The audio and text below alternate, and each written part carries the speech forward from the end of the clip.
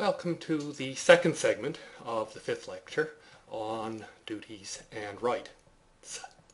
I'm going to talk to you now about probably the founding, well, it is a father, he's a guy, the father of rights-based thinking, Immanuel Kant, and his ethics.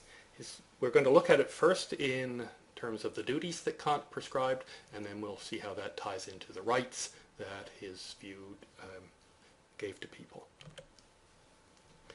Kant thought that the only way an action or a decision could be right if it was done for the right motive, done out of a good will. And for him, the right motive meant obeying a categorical imperative of a certain sort. Now, what's a categorical imperative? Well, it contrasts with a hypothetical imperative, which is a strategic principle action that gets somebody what they want. Getting what you want is not an ethical motivation for Kant. A hypothetical imperative is based on the idea that if you want something, this is the hypothesis, then you do something else. Don't tell lies. It's a useful strategy for getting people to trust you, not telling lies. If you do it for that reason, then your motivation is not ethically valuable. However, if you do it not because it's dependent on what you want, but just because it's the right thing to do, then you get an absolute duty and you have an ethically valuable motivation. So a categorical imperative doesn't have an if-then. It is just an absolute duty. Do not tell lies. Now, not every command, of course, and not every imperative is an ethically important one. Kant had a test. Kant's famous slogan for how to determine whether something was a real categorical imperative that told you what principles you should follow. The principle, and it's very simple, act only on those principles that you can at the same time will to become universal laws of nature. Act only on those principles that you can at the same time ask that others also obey. Because if you can get situations where if everybody obeys the principle and you get some sort of contradiction where things fall apart, then that is not a good categorical imperative. A good categorical imperative is one where everybody can act on that principle at the same time, and everything will work out all right. So, for example, here's Kant on the ethical duty to keep promises. The phrasing is a bit archaic, but you can follow this, I hope. For the universality of a law which says that anyone who believes himself to be in need could promise what he pleased with the intention of not fulfilling it, would make the promise itself and the end to be accomplished it impossible. No one would believe what was promised to him, but would only laugh at any such assertion as vain pretense. I.e., you're asking yourself, should I keep my promise? Well, test. Can I universalize not keeping promises? What would happen if everyone did not keep promises whenever it was convenient? Well, the problem is that the whole institution of promising would break down because nobody would believe anybody's assertion that they're promising. Promising would cease to exist if everybody failed to keep the promises. Therefore, it's not universalizable, and for Kant, it can't be an ethical duty. The not keeping promises cannot be an ethical duty. Therefore, keeping promises is. Kant, in doing so, Kant not only tells us our duties, but he also tells us about the rights of others. Here's another example. Business people cannot adopt the principle of always lying to the other party in the negotiation, because if they did, negotiation would become impossible.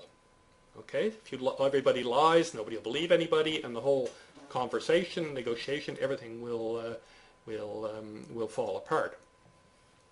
And what this results in, you have a duty, therefore, to tell the truth to others, and at the same time, others have a right to hear the truth from you.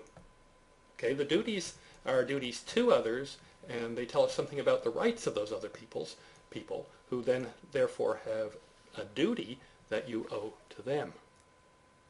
Now, it's important to notice that the categorical imperative is not the same as rule utilitarianism or indirect utilitarianism of any sort.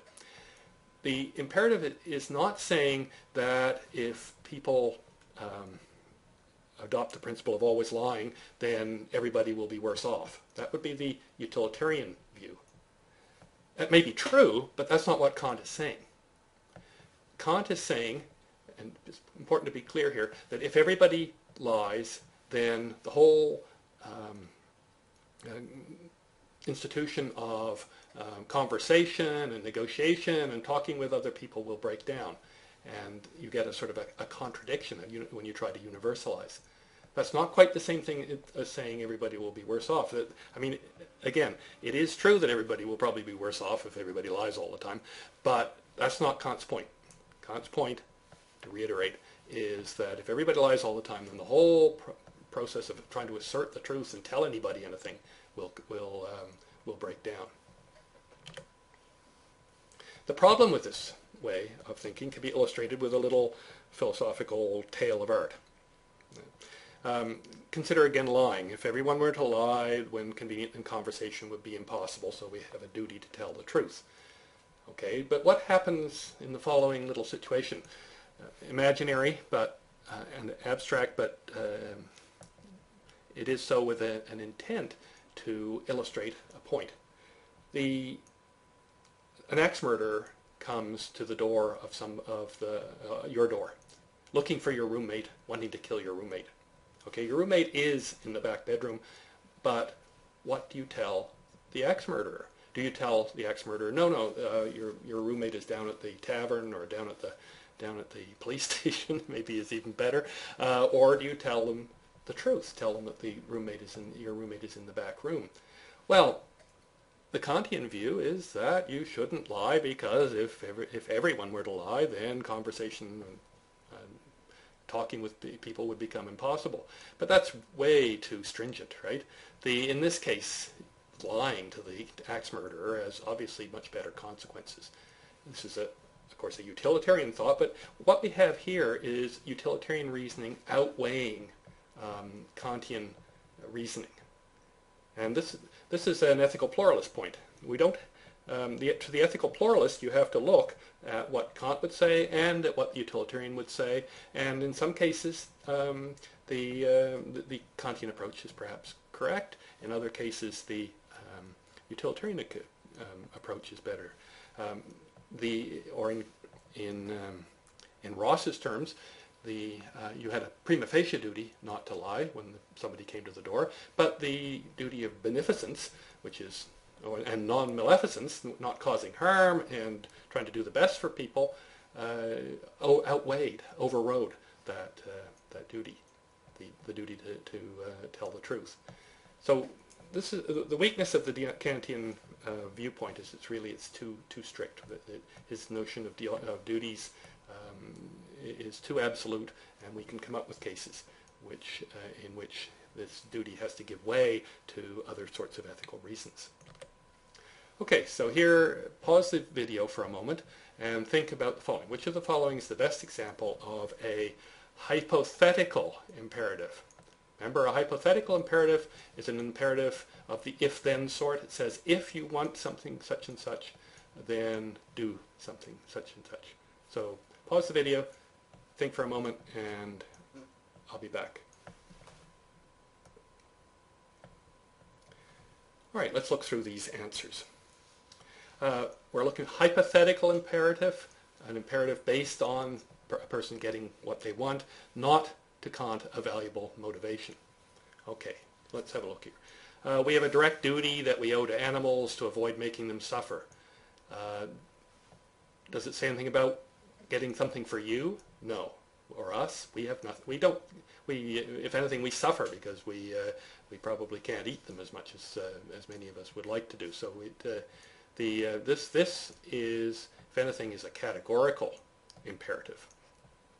Citizens have a right against arbitrary arrest. Again, it's categorical. They have a right, asserts they have a right, doesn't say they have a right if it makes them feel better or something. Thou shalt not covet thy neighbour's wife. Even if you wish to covet thy neighbour's wife, thou shalt not do it. This is, again, a categorical imperative. All of those are categorical. D is strategic, right? To win chess games, players should get the queens out early.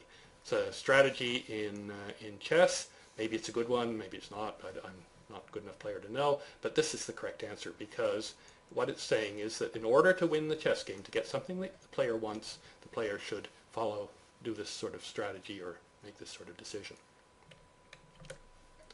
All right, I'll see you in